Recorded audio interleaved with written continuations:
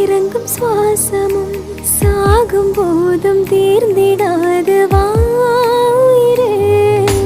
காதில் உதைக்கும் பாதமும் மார்பில் கிடக்கும் நேரமும் வாழும் வரைக்கும் தேய்ந்திடாது வாயிரே. ஆணில் தாய்மை கருவாகும், ஈரம் பூத்து மழையாகும்,